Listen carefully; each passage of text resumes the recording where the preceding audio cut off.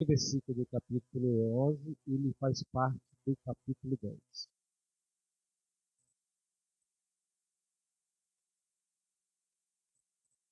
Uma das coisas que na nossa geração se preocupa muito pouco é com testemunho em relação à igreja, pois o nosso mau testemunho pode enfraquecer a igreja, como o nosso testemunho também diante das pessoas do mundo.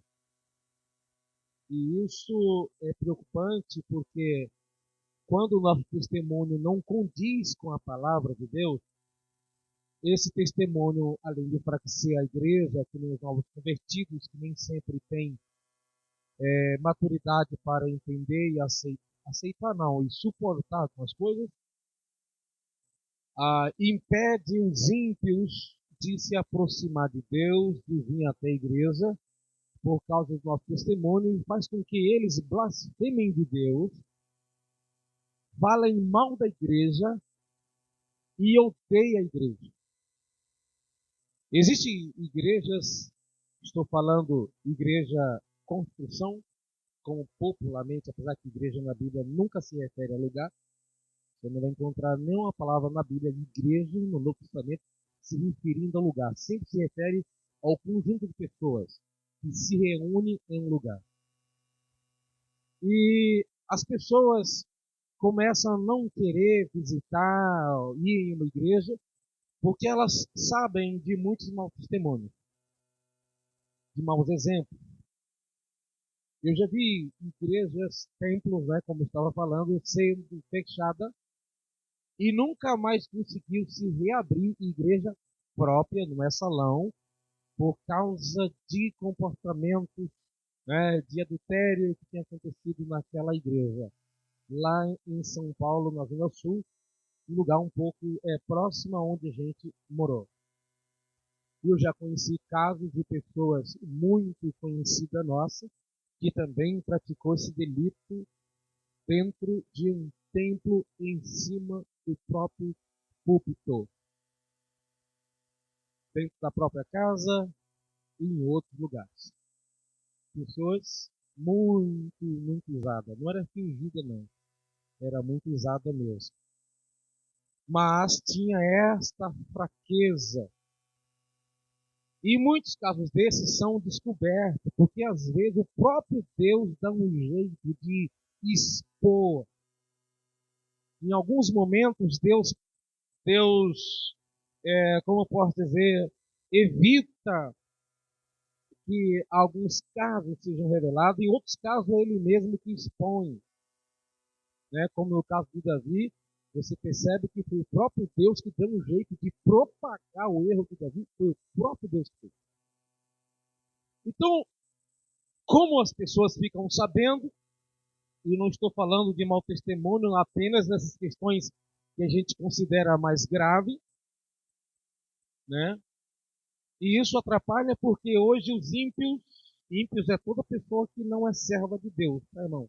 Servo de Deus é quem está ali lutando para fazer a vontade de Deus, apesar de sua fraqueza. Então existe sujo, limpo, justo, injusto, santo, ímpio, tá?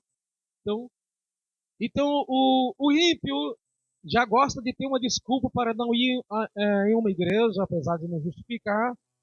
Mas se você conversar hoje com qualquer pessoa descrente, ímpio, né, do mundo, sabe de alguma história feia, pelo menos ouviu falar que aconteceu entre nós, igreja, em algum tempo, em alguma época.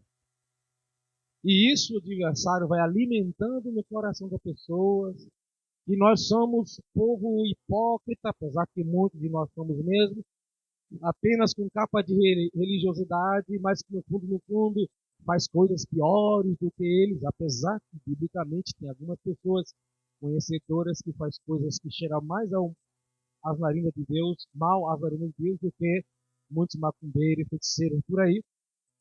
Mas a gente sabe que existem pessoas retas, existem pessoas que estão lutando pela verdade, mas o inimigo vai lá no ouvido da pessoa e fica falando, não, o dinheiro que sua mulher, seu marido, seu filho, A oferta que você deu na igreja lá é para alimentar o pastor comprar carrão, para o pastor comprar isso, e que de vez em quando se descobre que alguns estão mesmo fazendo isso. Entre alguns anos atrás, os maiores escândalos, primeiro, segundo e terceiro lugar, estava envolvendo pessoas da polícia, os escândalos piores em quantidades, polícia, político e, em terceiro lugar, pastores. Veja que tem tanto escândalo que envolve tanta gente. Mas, vou contabilizar, os piores escândalos, pelo menos alguns anos atrás, eu estava lendo uma pesquisa num livro de teologia, então falando assim, em primeiro lugar, os piores escândalos políticos, depois da farda da polícia, depois os pastores. E geralmente envolve grana e sexualidade. Então, nós estamos perdendo, nós como cristãos, por não nos importarmos com o testemunho ou como os ímpios nos interpretam. Cada dia mais nós somos difamados, não é caluniado, difamado. Difamação que é falar de uma má fama nossa, verdadeira, algo que é real, verdadeiro, e a pessoa divulga aquilo, né? Imagina que um irmão aqui da igreja faz diz um palavrão, e aí eu sei daquele irmão que falou palavrão e falo, pastor Domingo, aquele irmãozinho ali está falando palavrão. Jeremias, aquele irmãozinho ali, fiquei sabendo palavrão. Eu estou difamando aquele irmão. Isso é difamar. Caluniar é falar o que ele não fez. E difamação pode ser falando do que fez ou pode ser uma calúnia. Estou falando mal, mesmo que seja uma verdade. Então, essas coisas que é tão corriqueira hoje, muitos de nós não nos importamos com isso, vai fazendo com que as verdades que nós falamos, ela não tenha muita credibilidade. Porque, mas eu estou falando da Bíblia, mas o ímpio não sabe que é a Bíblia que você está falando. E ele pode até passar a nem acreditar muito na Bíblia por causa do nosso comportamento tão, não ser condizente, falarmos tão bem da palavra de Deus. Eu não estou falando aqui de ser falho. Falho é uma coisa. Falho é uma coisa. Agora, rebeldia, transgressor, viver na vida de pecado, viver deliberadamente no erro, é uma outra situação. Não vou falar aqui de falha humana, porque viver no pecado não é falha humana. Viver mentindo não é falha humana. Falha humana é você, sem perceber, pisar fora da estrada e cair no buraco. É um erro isoladamente, no esforço de fazer o que é certo, você talvez até exagerar e acabar falhando. Isso é falha. Falha humana. É aquele negócio, você pegou uma televisão, arrancou todos os parafusos, na hora que colocou de volta o parafuso, ficou um sobrando, e você não sabe, depois a pessoa levou, ou um médico que está fazendo uma cirurgia, que corta e passa gases aqui, tanta coisa lá, e no final o médico acabou esquecendo alguma linha, alguma coisa na cirurgia. Isso é falha humana. Agora, quando o médico não está dando muita importância, esqueceu lá, mesmo que foi esquecimento, mas porque é negligente, isso aí já não é falha, não. Falta de profissionalismo. Então, na vida cristã, também é assim. Também é assim. Então, assim, nós deveríamos ter, biblicamente, uma postura diferente, a ponto de o mundo olhar para nós e dizer assim, eu vou imitar esse homem. Eu vou imitar essa mulher, para que eu me pareça com Cristo. Porque o ímpio não tem como dizer, eu vou imitar Jesus, antes dele ser imitador dos irmãos. Porque como é que o ímpio vai descobrir a verdade nos seus primeiros passos, ouvindo a palavra, e vai assimilando o que vai ouvindo de nós, e vai começar a se comportar que nem a gente, e se a gente estiver parecido com Cristo, daqui a pouco essas pessoas também vai, mas se o nosso comportamento for o contrário do Cristo, essas pessoas vão também se comportar errado. Você quer ver como que é que a gente imita um outro? Você, não importa qual ministério, vamos pegar aqui o nosso ministério, Assembleia de Deus, Ministério do Belém em Sorocaba, cada congregação tem algumas características um pouco diferentes da outra. Porque ali tem um grupo de irmãos mais antigo, que às vezes nem sempre é o pastor, que às vezes a igreja muda de pastor, mas tem algumas características que são permanentes. Mesmo tirando o pastor, colocando o pastor, tem algumas características das igrejas locais que elas são permanentes, que aquilo foi ficando incrustado nos irmãos.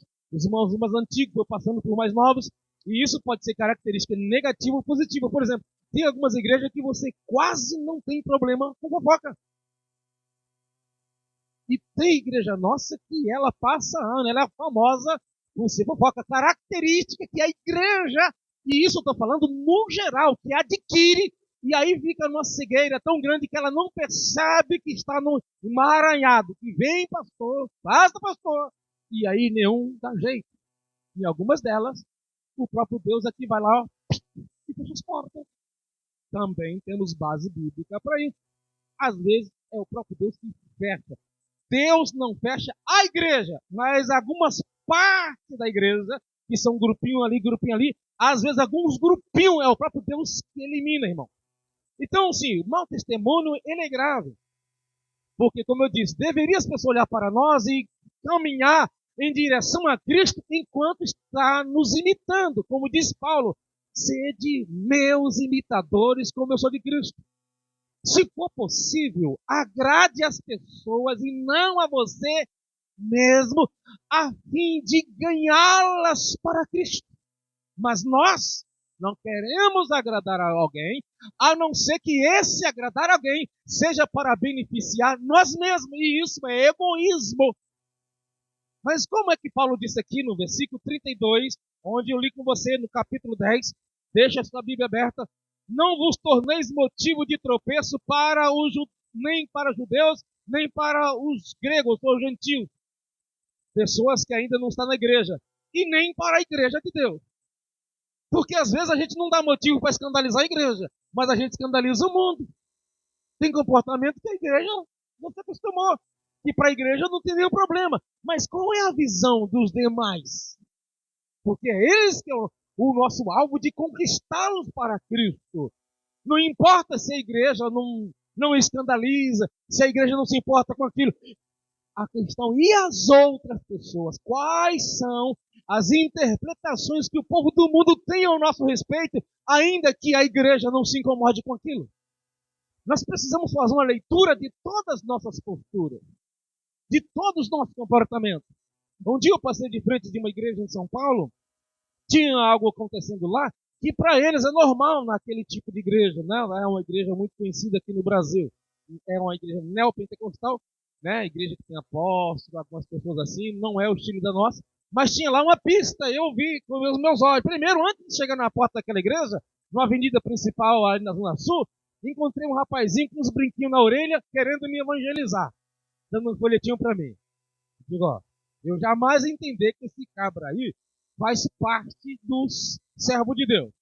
Então já está fazendo errado, porque alguém pode até persegui-lo e afrontá-lo, dizer, mas você é crente para querer me levar para a igreja? Porque a maioria das pessoas entende que o crente não se comportaria assim. E eu vou andando, então. Quando eu passo de frente da igreja, que ele fazia parte, uma pista de skate bem no corredorzão da igreja. Para eles, dizendo que isso é uma estratégia para ganhar jovem. Irmão, estratégia para ganhar pessoa nunca pode ser fora da palavra de Deus. A gente pode agradar as pessoas, sim. Paulo fala lá em Romanos capítulo 15, no versículo 2, se não falha a memória, para a gente agradar um ao outro e não a nós mesmos, assim como Cristo não agradou a si mesmo. Aí ele diz assim, ó, agradar um ao outro naquilo que for para a edificação. Se não for para edificar, por que trazer alguém para a igreja? Estou edificando? Não. O fato de trazer alguém, não estou edificando. O problema é, quais os elementos que eu usei para trazê-lo para cá? E quando chegar aqui, o que é que ele vai ouvir? Se não, eu estou agradando a carne dele, sem edificá-lo, e depois eu vou continuar sem ele aqui, porque ele vai ficar perdido, porque o que liberta o homem é a palavra da verdade. E conhecereis a verdade, e a verdade vos libertará. Então o apóstolo Paulo diz, ó, também procuro, olha, o versículo 32 ainda, não vos torneis motivo de tropeço nem para judeus, nem para grego, nem para a igreja de Deus.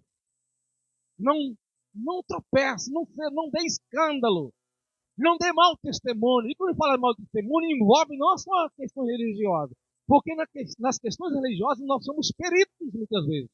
As pessoas não vão escandalizar, quem sabe, com a forma de você orar, de ler a Bíblia, de cantar. Isso é fácil a gente superar isso. O problema é, como eu sempre falo para os irmãos, é o nosso dia a dia, o nosso andar, comprar, vender, negociar, namorar, andar, pegar carro, como é que eu dirijo, como é que eu trabalho, como é que eu falo com minha esposa, como é que ela fala comigo, como eu respondo quando ela me perguntar, quando alguém me provocar, como é que eu reajo, quais são as minhas palavras e quais são o tom das minhas palavras, quais são os gestos que eu uso. É a minha vida por inteiro, porque a Bíblia diz o quê? Vós sois sal da terra e o que mais? Luz do mundo. Então, luz, quanto mais treva é que ela brilha. Então, no mundo que cada dia está mais em trevas, onde você estiver, como servo de Deus, você vai aparecer. Logo não tem como você se esconder. Se esconder não é luz, é trevas, porque luz não consegue se esconder nas trevas. Não pode se colocar uma luz debaixo do velador, como diz a Bíblia, debaixo de uma coisa escondida, mas sim colocar em cima do velador e não debaixo de uma vasilha de medir. Certo? Então esse negócio de passar batido, ninguém nunca percebe que a gente é crente, nós estamos nos comportando como trevas. Porque o cristão é impossível que seja confundido. A não ser que seja uma vez ou outra, alguém pode até confundir você, é normal, nem prestou atenção. Mas a pessoa no emprego, na escola, no colégio, em algum lugar que você está ali andando, entrando, saindo, sem cantar hino, sem ler a Bíblia, sem falar nada, se ele não perceber, alguma coisa está errada. É muito difícil confundir o cristão. E isso hoje é a coisa mais comum. Nem a gente está conseguindo discernir algumas pessoas por aí como crente, e nem os descrentes. Quando você fala assim, mas eu sou crente. Você é crente mesmo? Eu não sabia que você era crente. E essa pessoa, ela precisa ser tratada de novo. Não é falha humana. É a luz que apagou. A pessoa está no caminho das trevas. Só que ela pensa que está no caminho da luz. Então, Paulo chega e diz, também eu não procuro agradar a todos. Também eu procuro agradar a todos. Veja que Paulo fala. Isso aqui é com conduta, isso aqui não é com palavras bonitas. É a maneira de interagir com as pessoas. É a maneira de lidar. Ele diz que era no máximo, naquilo que for possível, porque ninguém consegue agradar todo mundo 100%. Mas, se a gente com muita frequência desagrada as pessoas, tem alguma coisa errada, não com a gente em si, mas a maneira que a gente lida com as verdades do Evangelho. Você conhece uma pessoa nas redes sociais aí, não vou falar o nome que está sendo gravado aqui, mas é uma pessoa moreno, grandão, pregador, e ele prega muito assim nas praças. Eu fico pensando o que é que ele está fazendo com essa evangelização, porque o que ele faz é escandalizar. Toda vez que se ouve esse homem pregando, é sempre a mesma tecla. Tem, tem, tem, tem. Você que sai do motel, Deus está vendo, ele vai te pegar, ele vai levar. Eu tenho certeza que Deus vai pegar mesmo, mas é só isso que a Bíblia diz. E isso vai para a praça pública para pregar coisa que deveria ser pregada para nós, aqueles que se diz crentes, estão no rebeldia. E aí ele está transmitindo uma verdade sem sabedoria, e não é a questão que faltou sabedoria, ele não tem, é diferente. Porque toda vez que ele está pregando, eu jamais desejaria um descrente ouvir a pregação dele. A nossa pregação bíblica é uma pregação que pode estar uma pessoa descrente, você pregaria a mesma coisa, quarta, sexta e domingo. Agora, quando ele vai falar de usos e costumes, quando a gente vai falar da vida dos outros, aí sim, dependendo, a gente não pode falar se tiver uma pessoa descrente. Mas a pregação bíblica, a pregação do evangelho, ela não tem essa separação. Olha, como hoje tem descrente, eu não posso pregar isso aqui. Então você vai falar de problema, não da Bíblia. Então Paulo continua dizendo, também eu procuro agradar a todos de todas as maneiras possíveis. Como eu já disse para os irmãos aqui antes, existia um ritual chamado de circuncisão que era aplicado aos homens na lei de Moisés. E essa circuncisão, ele saberia quem era circuncidado ou não, não sei como, mas ele sabia, apesar de ser uma forma cirúrgica que é aplicada apenas aos homens. E Paulo, ele pregava na sinagoga aos sábados.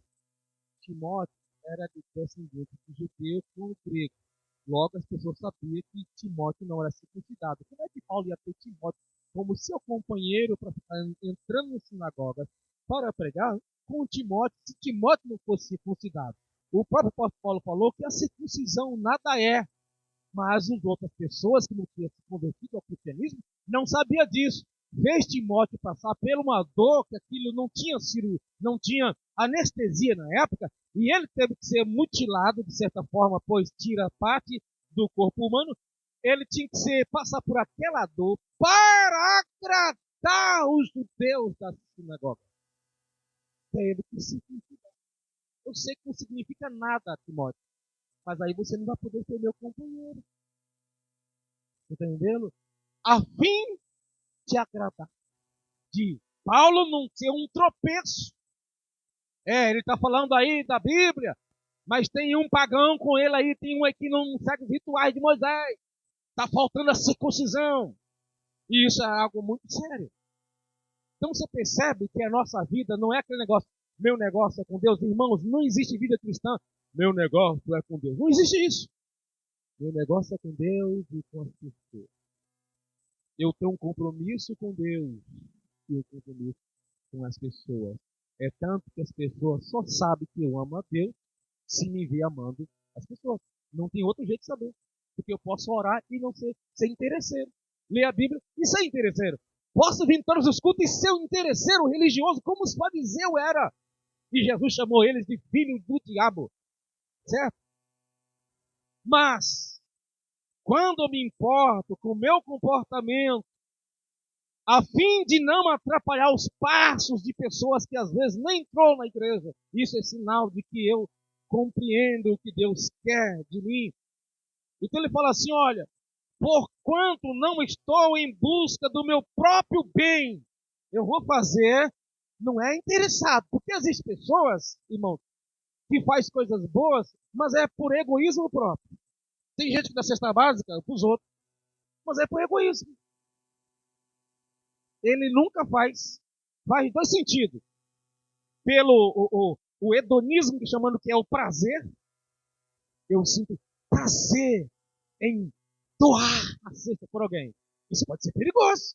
Você tem que sentir alegria? Claro. Mas se o motivo de você fazer o bem é porque você se sente bem, isso você está se preocupando com você e não com as pessoas.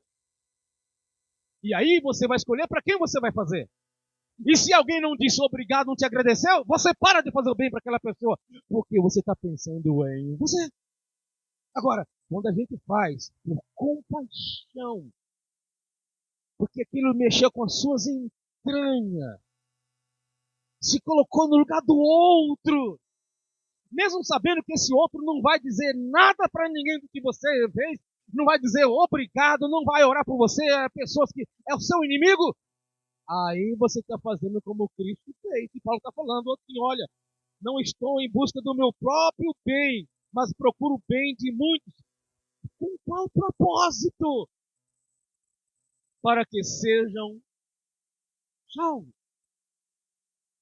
Por isso que Jesus condena esse negócio, eu faço com a mão e conto para outra mão. Porque estou preocupado comigo mesmo, com minha fama. E nesse caso, talvez eu não perca a salvação, mas eu não recebo galardão do que eu faço. Vai chegar a pessoa no céu lá, que já pastorou 50 igrejas, e vai ter um irmão que é simplesmente irmão porteiro que vai ganhar galardão do que muitos pastores. Porque o irmão, né, não são todos, mas imagino que o irmão está ali na porta a serviço de Deus. Mas o pastor pode estar pastoreando a serviço de si próprio. Eu gosto de pastorear. Eu sem pastorear não sou ninguém. Eu tenho prazer de pastorear. Está fazendo porque gosta. Não, você pode fazer gostando, mas fazer porque gosta, sem perceber, está fazendo pensando em si mesmo. Ou seja, eu até me imagino depois que eu faço bem, como é que eu me sinto. Você não está preocupado como é que o outro vai se sentir. Tá vendo? E existem pessoas que é assim. E nesse caso, quando a gente faz o bem, pensando em nos agradar, com o aplauso, com o elogio, aí da pessoa, se não reconhecer, você esquece ela nunca mais. E aí, na hora que você doou alguma coisa para ela, você cometeu foi um pecado. sendo ela beneficiada, você cometeu o pecado. Então Paulo continua, sede meus imitadores como sou de Cristo. Paulo não está dizendo, eu posso fazer o que vocês não podem. Paulo está dizendo que a igreja poderia fazer tudo isso que ele fez. E ele diz o quê? Depois de eu fazer isso aqui, não agradar a mim mesmo, eu quero que vocês, igreja, façam mesmo. Sede imitadores de mim, da mesma forma que eu sou de Cristo. E nesse caso, as pessoas estariam imitando Cristo, porque Paulo teve Cristo como sua referência. Agora vamos lá em Filipenses novamente, um pouco mais para frente, capítulo 4 e o versículo 9. Veja Paulo se colocando como referencial. Ao invés da gente se colocar como alguém que dá mau testemunho, que o mau testemunho pode ser na família, no casamento, na filiação, na rua, pode ser através da vestimenta, das nossas palavras, tem várias maneiras da gente dar mau testemunho. Então, em Filipenses capítulo 4, o versículo 9, Paulo falando assim, olha, para seguir seu exemplo, tudo que aprendeste, isso aqui é de Paulo, tá? Paulo falando que eles aprendeu com eles, que olhou nele. Tudo que aprendeste, e nós deveríamos se colocar desse jeito aqui, como cristão, maduros em Cristo. Tudo que aprendeste, recebeste, ouviste e viste em mim, isso praticai. Paulo tinha tanta convicção que ele era um crente autêntico, ele disse que quem imitasse ele, seguisse as palavras dele, seguisse seu exemplo, seria recompensado. De tanta convicção de que ele estava certo.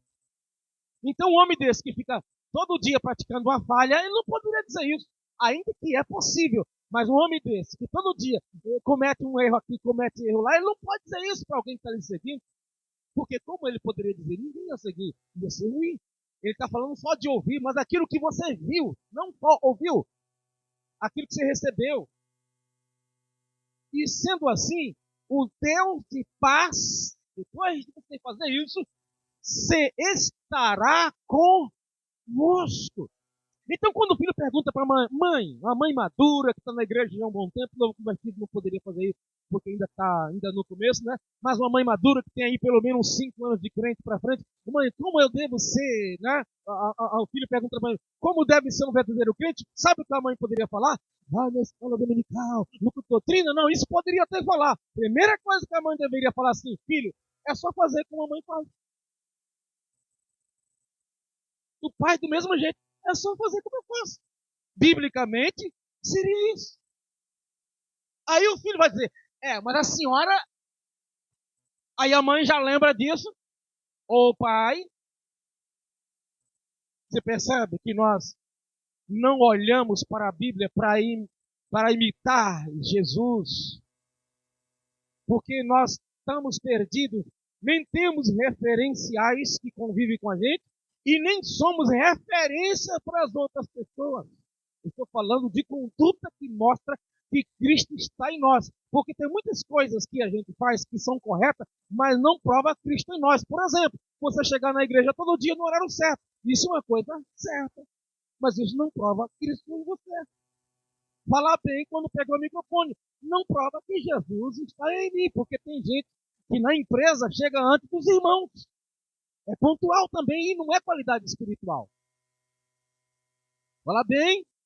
Tem um monte de ateu por aí que fala. Então você vai vendo aí um monte de coisa assim que a gente fala. O que é que eu faço que mostra que Cristo está em mim? Vestir decente, as seitas heréticas tem um monte que faz mais do que os assembleanos, mais do que qualquer um de vocês que está aqui. Tem seitas heréticas por aí, que é mais decente, no último, que ninguém que está aqui na igreja imita.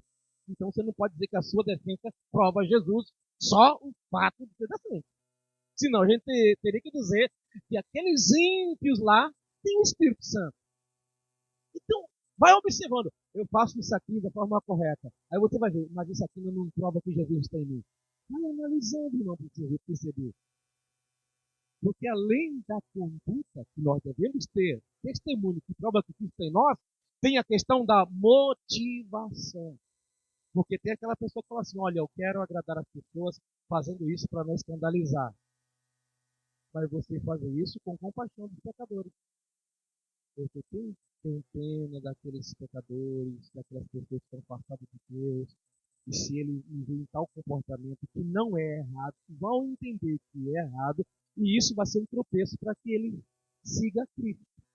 Então, por compaixão, por amor, eu vou mudar certas posturas, porque eu sei que vai contribuir com a salvação. Mas se eu me comporto de uma maneira a agradar a pessoa, mas no fundo eu fico lá, miserável, agora eu tenho que negar isso aqui, renunciar isso aqui, só para tratar esse que interpreta as coisas tudo errado. Não ganhou nada com isso diante de Jesus. Você está entendendo? Que tem pessoas que são comportadinhas, mas Deus não consegue ver esse bom comportamento, porque a motivação é para agradar a si mesmo. Vou agradar a pessoa por minha causa. Sabe aquela pessoa que paga tudo nas contas, tudo no mês, tudo certinho? Conhece alguém que paga todo mês suas continhas, nunca atrasa? Você deve conhecer alguém, talvez seja você mesmo.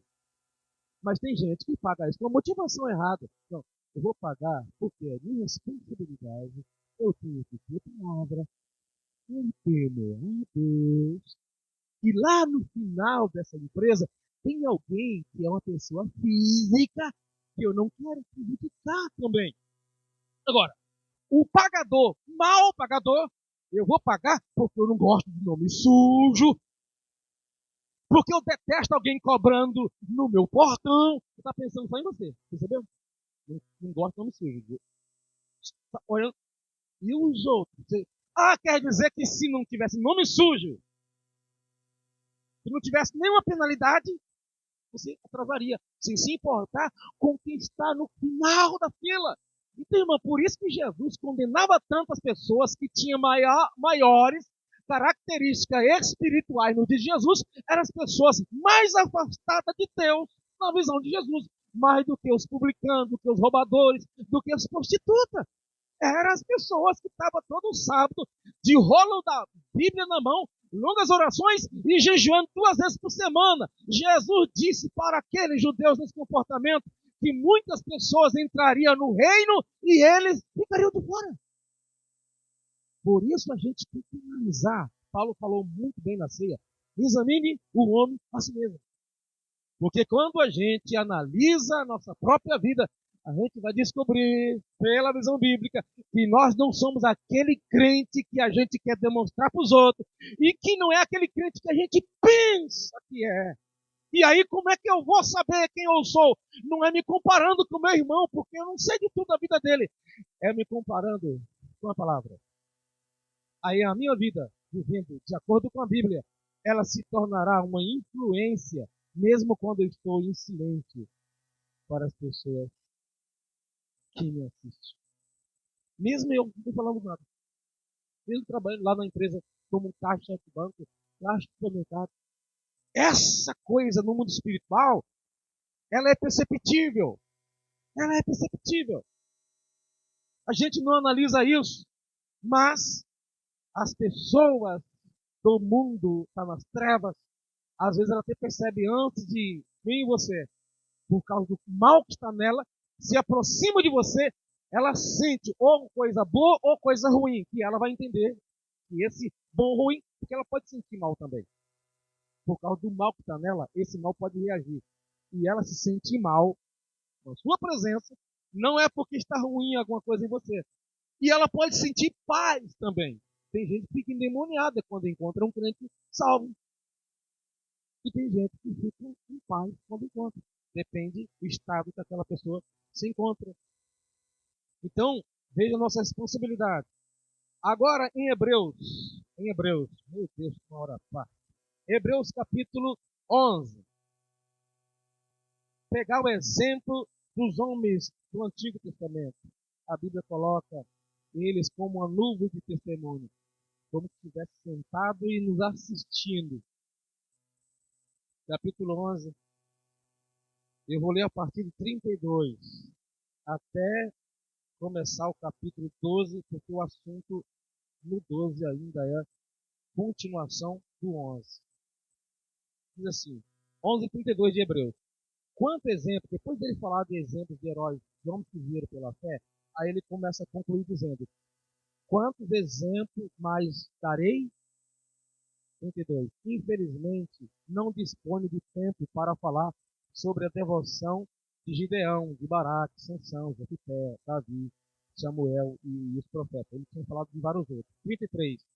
Os quais, por intermédio da fé, conquistaram o reino, praticaram a justiça, receberam o cumprimento de promessas, fecharam a boca dos leões, extinguiram a violência do fogo, foram libertos do fio da espada, da fraqueza tiraram força, tornaram-se poderosos nas batalhas, puseram-se em retirada do exército estrangeiro. Algumas mulheres receberam, por meio da ressurreição, os seus mortos de volta à vida. Uns foram martirizados, negociaram o seu livramento a fim de poderem conquistar uma ressurreição. Não negociaram, né? Ou seja, não deram jeito de sair da prisão, não negociaram o seu livramento, a fim de poder conquistar uma ressurreição ainda mais excelente, quando estava preso. Não pagou fiança, por exemplo, para sair. Muitos enfrentaram zombaria e tortura, outros ainda foram acorrentados e jogados ao cárcere, apedrejados, cerrados ao meio, como o profeta Isaías. Olha que está falando dos heróis do Antigo Testamento. Tentados, mortos a fio da espada, andaram sem rumo. Isso aqui os servos do Antigo Testamento. Vestidos de pele de ovelha e de cabra, necessitados, angustiados, maltratados. Isso aqui foram os fiéis. Algumas pessoas pregam por aí que o fiel não pode passar por essas coisas. Caminharam como refugiados, vagando pelos desertos e montes, pelas cavernas e buracos na terra. Pessoas das quais o mundo não era digno. 39. Eram todos esses, apesar de haverem sido aprovados por Deus por meio da fé, não presenciaram a concretização do que havia prometido, ou seja, morreram sem receber a promessa. Tendo em vista que Deus havia providenciado algo ainda mais excelente para nós, a fim de que juntamente conosco pudessem ser eles também aperfeiçoados. O assunto continua. Portanto, também nós, considerando que estamos rodeados por tão grande nuvem de testemunhas, que são os homens que acabamos de falar no capítulo 11, o assunto continua, desembaraçaremos nós de tudo que nos atrapalha e do pecado que envolve e corramos com perseverança a corrida que nos está proposta. Você percebe que ele fala de vários homens que ainda com suas falhas venceram, e ele não continuou o assunto falando dos demais. E aí conclui dizendo, portanto nós também, como Abraão, como Davi e outros, corramos a carreira que nos está proposta, sem nos embaraçar com as coisas dessa vida, e nem com o pecado que de perto quer nos envolver. Ou seja, para isso eu tenho que olhar para eles e seguir a Cristo como eles seguiram. E alguns olharam para Cristo ao longe, como diz a Bíblia. E Abraão viu meu dia e se alegrou. Ele estava lá atrás, mas tinha esperança de que o Cristo viria. E muitas profecias, né, a Bíblia fala desde o Antigo Testamento, como o próprio Jesus disse no caminho de Emaús, que a Bíblia inteira, o Antigo Testamento, falava dele, e ele já esperava o Messias, e já fazia vontade de Deus nessa esperança, e que nós, assim como eles, que são uma nuvem de testemunha aqui, não é seu vizinho, não é seu pai, não são os demônios, como muitas vezes a gente quer pregar, pode prestar atenção aí, nuvem de testemunha são as pessoas do capítulo 11, do que o assunto acabou de falar. Aí ele fala assim, portanto nós também por quê? Porque está falando está dando continuidade de um outro assunto. Nós também é porque estava falando de outra pessoa antes. Como eles, os heróis da fé do capítulo 11, corramos a carreira que nos está proposta, vamos deixar o embaraço, não só o pecado, mas o embaraço. Então você percebe que nós precisamos ser um exemplo porque alguém vai nos seguir. Assim como Daniel é admirado nas Sagradas Escrituras pelo próprio Deus e pelas pessoas que pregam, e você se encoraja a fazer a vontade de Deus olhando para Daniel em certa característica. Outro olha para Davi em outras áreas. Outro olha para Sadraque, Mesaque e Abednego. Outro olha, nós precisamos ser um exemplo de pessoas para que quando você partir, quando nós partimos, quando a gente morrer, se Jesus não arrebatar com a gente vivo, não aconteceu o arrebatamento, alguém possa dizer: olha, eu desejo ser um servo de Deus como o Giovanni era no Santa Lúcia. Ali sim, era um rapaz exemplar, na escola, na rua, enquanto ele estava dirigindo, como ele tratava a mãe dele, como ele tratava a sua irmã, como ele tratava o pastor, como ele era responsável, comprometido com as coisas de Deus. Isso é legado. O que a gente faz? O que a gente vai deixar para que as pessoas se motivem a seguir a Cristo com o nosso exemplo, quando a gente, no caso, vive e depois que a gente participa? Será mesmo que o exemplo que vamos deixar vai apontar para Cristo? Porque as pessoas do mundo vai conseguir olhar para Cristo, fazer uma leitura da Bíblia, é olhando para nós. O nosso exemplo não é só quando a gente está vivo. O mau exemplo também não. Tem gente que seu mau exemplo é falado até hoje. Assim como tem pessoas que seu bom exemplo de cristão é falado assim até hoje. Serve como um referencial. Então, como uma pessoa que deve dar bom testemunho e bom exemplo, quais as referências que alguém pode tirar da nossa vida, tanto pessoas crentes e descrentes? O ambiente que a gente começa a trabalhar, ele melhora ou ele piora? As pessoas que convivem com a gente podem até nos criticar, mas se criticar mais do que elogiar, nós estamos ainda em trevas. Ninguém, irmão, ser mais criticado do que ser elogiado vai estar certo. A não ser que você seja alguém no meio de uma igreja rebelde. Porque a igreja rebelde, quando tem alguém no meio dela que gosta das coisas certas, ela persegue muito mais aquela pessoa do que o mundo. Por exemplo, Jeremias. O profeta Jeremias foi um homem que profetizou e foi perseguido pelo seu compatriota. A Bíblia não relata uma pessoa que se converteu com a pregação do profeta Jeremias. E quem era que perseguia Jeremias? Quem entregava, quem ficava com conversa fiada. São as pessoas que já sabiam da lei de Moisés, que sabiam da palavra. Então, nós não somos referência de perfeição para ninguém. Mas na nossa caminhada, as pessoas precisam ver Cristo em nós, entendendo que nós podemos falhar, mas ela vai conseguir enxergar Deus através de nossos atos. E isso através de simples coisas.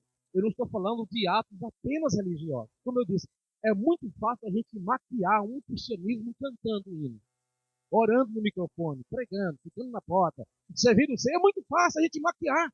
Aliás, é a maneira mais fácil que tem de se encobrir o nosso pecado, é a gente se envolver num grupo de irmãos que servem a Deus e a gente está no meio deles ali e a gente só erra quando a gente está longe, que geralmente a gente faz. Mas Deus vê a sujeira em nós mesmo quando a gente estiver no meio. E a gente não está com roupa nupcial. O olho de Deus vê todas as coisas. Mas quem não tem discernimento não vai conseguir ver aquilo. Que Deus possa nos conceder a presença do seu Espírito. E possamos ter esse temor de Deus, de entender o que eu estou pensando em fazer, o que eu estou fazendo. Mesmo que ninguém estivesse vendo, eu ficaria triste ao fazer aquilo. Existem coisas que Deus nem te proíbe você de fazer, mas o temor a Deus evita que você faça. Mas se Deus não proibiu, e quem diz que o cristianismo é lei de proibição? O cristianismo não é uma religião de proibição. Não. É de libertação. Inclusive daquilo que você gosta e daquilo que é até permitido. Mas se for embaraço, a nossa mão é algo que Deus nos deu, tanto fisicamente como figuradamente, para utilizar para nosso proveito. Mas espiritualmente ele fala assim, se a tua mão direita te fazer tropeçar, arranca. Talvez a mão do outro não fazer tropeçar, ele não precisa arrancar. Está falando da mão física. Se teu olho direito, porque o olho direito é o lado de honra, o braço, tudo o lado direito. A Bíblia geralmente você percebe que sempre fala mão direita, lado direito, a destra, né, lado direito. Arranca-o, porque é melhor você entrar no reino faltando a mão do que com as duas e ir para o lago de fogo. O que seria isso? Tem algo que é lucrativo para você. Tem coisas que vai te trazer até fama.